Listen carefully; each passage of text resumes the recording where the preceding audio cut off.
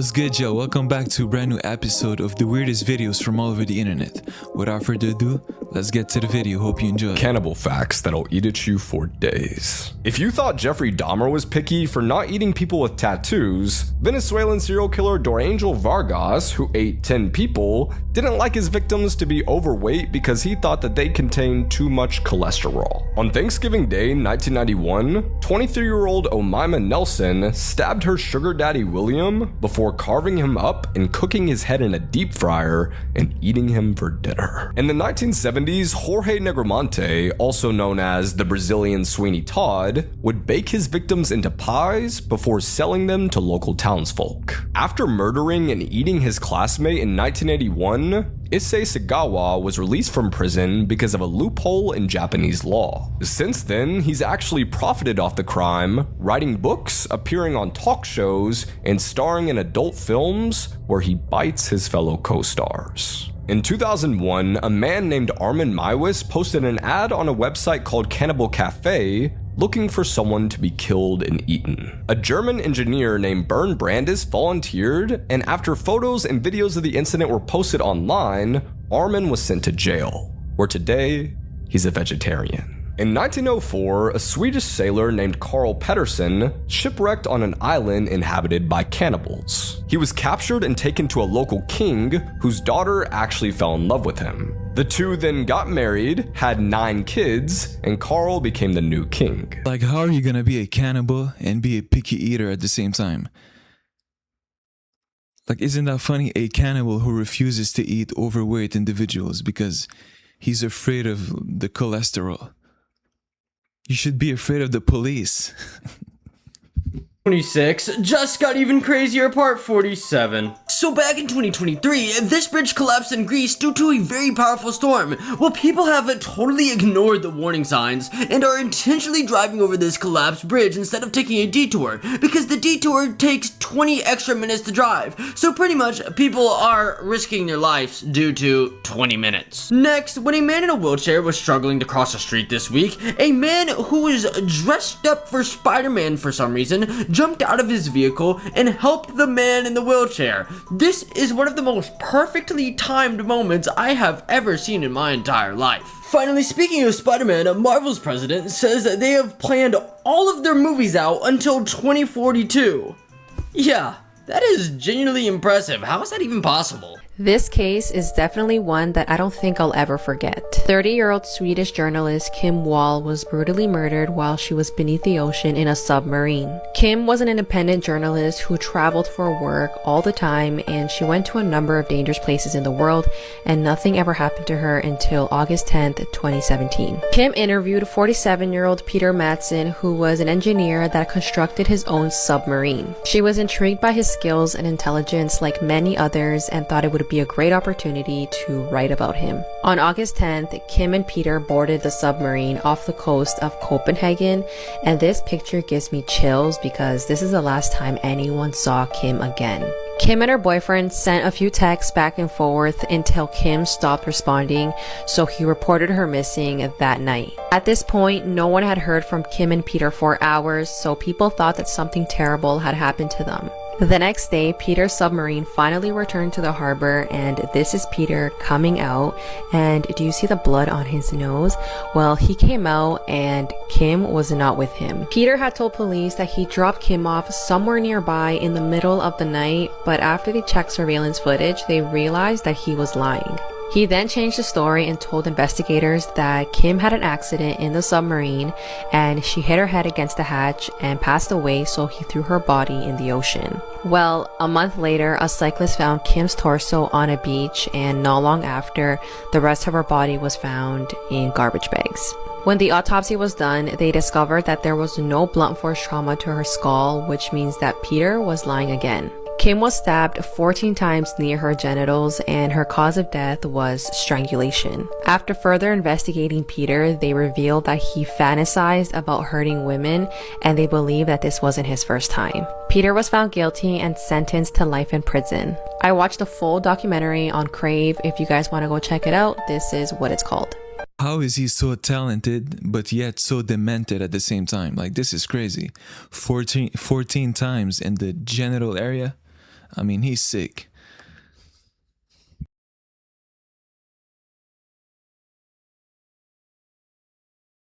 Crazy things just continue. This photographer got disqualified from an AI image contest after winning with a real photo of a flamingo, and he didn't reveal this until after he won 3rd place. Drivers are now using $10 tiny doll heads to fool Tesla's self-driving safeguards. A new huge report came out that says less than 25% of Americans walk for more than 10 minutes continuously in any typical week. It's becoming common in China now to see robot beggars on the street. Who's putting these here? The world's leading deepfake expert says he no longer trusts his own eyes. He said, quote, "I feel like I'm going blind." A farmer donated his land to the city for a public park, and the city went and sold it to a data center developer for $10 million. This man is a farmer who actually turned down $15 million to build a data center on his land. Fortunately, he had the choice and sold it for $2 million to a farmland trust so that it's protected as agricultural land forever. If you're brave enough, I'm a Dorian, follow me to stay in the loop. Lucky people who won the food lottery. Imagine getting a blueberry this big. I just know that thing tastes good. Have you ever seen somebody get a double banana before? And if you like garlic, this is for you because look at how massive that is. This granola bar that has so many chocolate chips. Where were these when I was a kid? This person cracked their egg to find another baby egg inside of it. This banana that's literally bigger than that person's forearm. A double layer of chocolate on this Kinder Egg surprise. Okay, but the toppings on this pizza, a triple yolked egg. I've never seen that before. And this extra long kiwi, that person is so lucky. Ice cream with an entire Oreo cookie in it. But have you ever seen a Dorito this thick before? And how about this person's extra long marshmallow? I wish I had as much excitement for life as the lady on the screen does. I mean, I've never seen anybody get this excited for a bar of chocolate or a kiwi. For a story that you were telling that actually made your skin crawl. There was this guy, he's a teenager who kind of lost his mind and he wound up killing somebody, which is bad. But the story is that when he was on the run, he wound up finding his way into this family's house and he burrowed his way into their walls and lived in their walls for like a year or two before he was finally found. And when he was found, get this, we have the father who's got 3 young girls in the house. He opens up one of their closets because he keeps hearing strange sounds in the closet. And standing in the closet was this teenager who was wearing his wife's dress and he was carrying a hatchet, and he's like in the man's house and he discovers this burrow hole into his walls that had been there for like a year. And so the father escapes with his kids and this guy ends up getting arrested or whatever. But it was a long enough time for you to like, how? Whoa.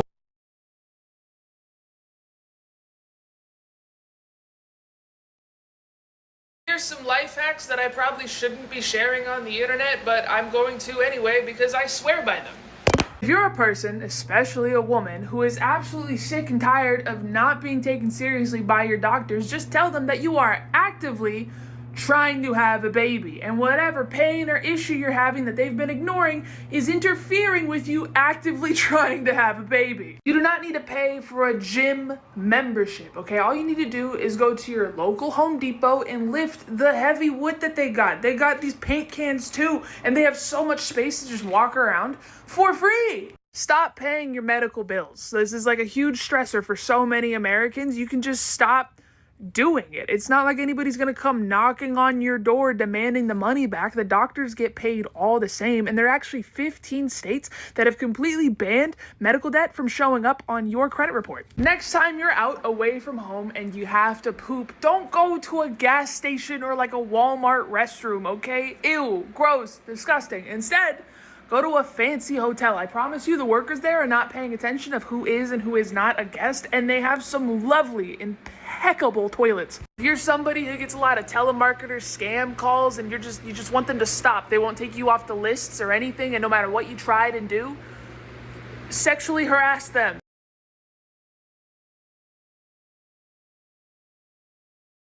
He was returned to his mother without his eyes. This is considered one of the most disturbing episodes of Mujer Casos de la Vida Real, a Mexican television show from the 1980s that was based on real-life events. This episode was called Un Ángel Sin Luz, which translates to an angel without light. The episode begins with the host Silvia Pinal, and she is warning parents to be extremely careful with their children, especially around strangers. We're then introduced to a small family, a hardworking mother, her daughter, and her son, Angel. They don't have much money, but they have each other. To help provide for her children, the mother spends most of her days washing clothes while Angel loves playing outdoors whenever he gets the chance. One day, a strange man approaches Angel and asks if he likes balloons. He tells him he has a big red balloon waiting for him, but he'll have to follow him in order to get it. Angel hesitates because he knows he's not supposed to talk to strangers. The next morning, while eating breakfast before school, Angel tells his sister about the man with the balloon. She tries to warn her mother, but the mother brushes it off and tells them to stop arguing. The kids are seen leaving to school, and the man is talking with another man, and they are coming up with a plan to go to Angel's school because that's where they're going to kidnap him. Once school ends, Angel never makes it back home. His sister runs home in tears, and together they go to the police station. Days turn into weeks, but there's still no sign of him. Then one day, there's a knock at the door. When the mother opens the door, she finds Angel sitting outside. A red balloon is tied to him, a box full of cash sits beside him, and thick bandages cover both of his eyes. Those men had kidnapped Angel, taken his eyes, and returned him home with money, implying that they sold his eyes. The episode ends on a heartbreaking note. While Angel's sister is reading him a story, their mother is in the other room burning every single dollar that was left at her doorstep. No celebration, no justice, just a family forever changed. Analog horror entities that are impossible to survive, Part 1. The Growling Man. And this thing might be one of the most deadly creatures in analog horror history. In one attack alone, it unalived over 80 people in 30 seconds at a hospital. No one survived. Security cameras barely picked up the entity because of how fast it moves. Every single encounter with this entity ends exactly the same way. No survivors. If you ever hear the Growling Man, it's already too late. We then have the man in the suit. This dude started off as an actor playing Godzilla, until his body was literally consumed by the Godzilla suit. And from that point on, he was the living reincarnation of Godzilla. Any injuries that should have unalived him, he regenerated. Also having the ability to infect other people, slowly creating an army of monsters just like himself. So even if somehow you survived the first encounter, you're probably not going to be human for much longer. You then have Shinnok from the Shin Sonic tapes. Imagine Sonic but possessed by an ancient demon, whose sole goal is to become stronger. And every person he unalives makes him evolve into something more powerful. He grows bigger than buildings, survives military attacks, and lives through a nuclear explosion. And at this point, you're not surviving. You're just hoping it doesn't notice you. And finally, you have the Painter. At first, the Painter just looks like a brutal serial killer, but that's what makes her more terrifying, because she unalived over 100 people, turning their bodies into works of art, and was somehow able to stay on the run for years. But the creepiest part is, even after she died, murders matching her exact method kept popping up, hinting that something called the Red Man was controlling everything from the beginning, which means unaliving her never really stopped anything. Don't forget to like and follow for more, and comment down below which analog horror entities I should cover next. Why the Middle Ages suck. The infant mortality rate was almost 50%, so there's a good chance that you wouldn't exist at all. 90% of the people in Europe were peasants, so chances are, if you did survive infancy, that's what you would be. You would wear a hot, itchy wool outfit every single day and work hard labor. Statistically, you die before 40, and if you were unlucky to live during the 14th century, there's a 60% chance that you would die from the Black Plague.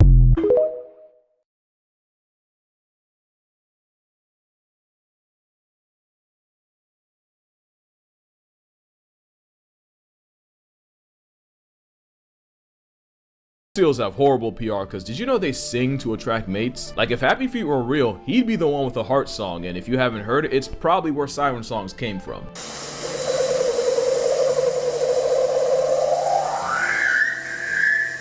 It's like these beautifully haunting opera songs that males have to learn in order to attract a much larger female.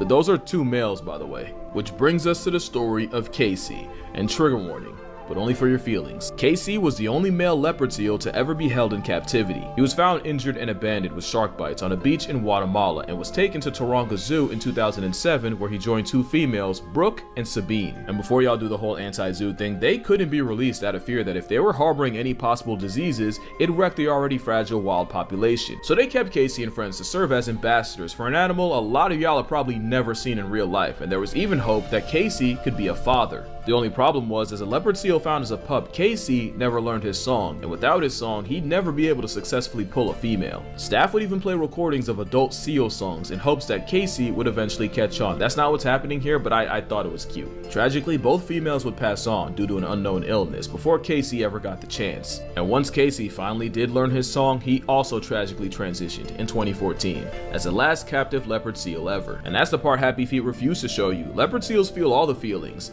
including grief. In 2021, a leopard seal named Nora famously mourned the death of her pup, staying with the body for weeks. Not only would she carry the past tense pup around and even defend it, she would even do the same with different babies in 2023 and 24. And we can't forget the leopard seal that spent 4 days trying to straight up feed a grown man penguins. There's so much you don't know about leopard seals, like did you know the biggest part of their diet isn't even penguin? It's krill. Don't get it twisted, that's still an apex predator, not a sea puppy, but if no one's gonna polish their PR, I will. The more you know. You know, you can hit me with as many cute facts about these things as you want.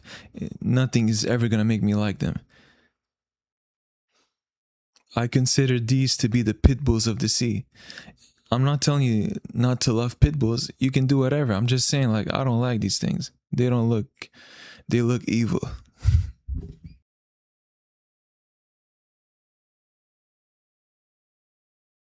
Here are 3 foods that could literally take your life. Number 1, we have Kinder Surprise. These little eggs contain a toy inside. The USA banned these toys because they don't allow anything non-edible inside of something edible. And this candy actually led to one 3-year-old boy losing his life. Next is Fun Dip. As a kid, I used to love this candy, but eating it wasn't enough for some kids, so they decided to snort it. It can lead to a burning inside of your nasal cavity and a plethora of health problems. Finally is chewing gum. 25-year-old Vladimir Lokonos was a chemistry student. He found that dipping his chewing gum inside of citric acid caused the taste to last longer. However, once he accidentally dipped his gum inside of an explosive powder instead. He took one bite and it blew his entire jaw off his face and he immediately passed away. Will die on the hill that I genuinely think the Twisted Childhood Universe movies are good, and this one is no different. Pinocchio Unstrung hit limited theaters today, so let's talk about it. The movie follows Pinocchio on his quest to becoming a real boy, just like his brother James, one piece at a time. Now, I was expecting the movie to be good because I knew that they used real puppeteers and animatronics for Pinocchio, but I was not expecting it to be as bloody and gnarly as it is. Some of these kills are so brutal and creative, so if you're a little sensitive to gore, I'd honestly be careful with this one because there were scenes where even I was like, oh, that was a little rough to watch. But honestly, I was just expecting this to be like a straightforward story about Pinocchio wanting to become a real boy because that's a pretty simple plot to turn horror,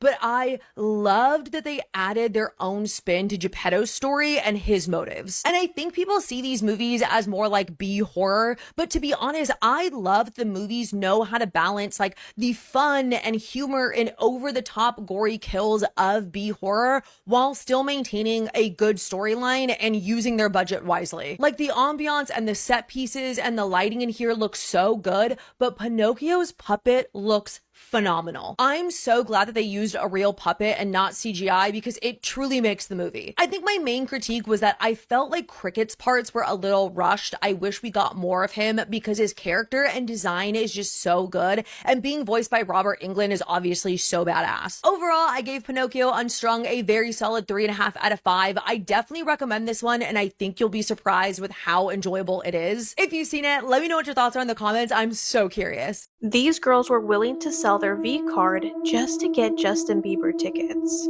And yes, this was an actual episode of La Rosa de Guadalupe. This episode aired back in 2011 during the peak Bieber fever era, and the episode is called Un Momento de Vida. The story follows 2 teenage best friends, Lolita and Rosario, who completely lose their mind after finding out that Justin Bieber is coming to Monterrey, Mexico. They're so excited that they start talking about it during class, and it causes such a distraction that their teacher gets angry and makes them stay after school. But honestly, they could care less about getting in trouble. The only thing on their minds is figuring out how they're going to get those concert tickets. The problem is that neither of their families have the money for them. They're both heartbroken because they feel like there's no chance they're going to get these concert tickets. At one point, one of the girls even suggests canceling her quinceañera so that all the money can go towards the Justin Bieber concert. When tickets finally go on sale, the girls camp out overnight so they can be one of the first in line to get those tickets. But when they finally reach the front of the line, those tickets are completely sold out, and they are completely devastated. Desperate to find another way, they post online that they'd be willing to give up anything for those Justin Bieber tickets, even their virginity. Not long after, Rosada shows up at school excited to show her friends that she finally got a Justin Bieber ticket. She proudly shows it off to her friends, convinced that she's going to the concert. But another student compares it to her own ticket and realizes that something is wrong. Rosada's ticket is fake. The girls are crushed and they finally realize that their obsession with Justin Bieber has pushed them to do something that is very dangerous and they should have never considered in the first place. Towards the end of the episode, the two girls are surprised with real Justin Bieber tickets and they are finally able to attend the concert the right way. Honestly, only La Rosa de Guadalupe could turn Bieber fever into a life lesson like this. Also, anyways, your episode is now officially over. Hope you liked it, and I'll see you in the next one. Peace out, everybody.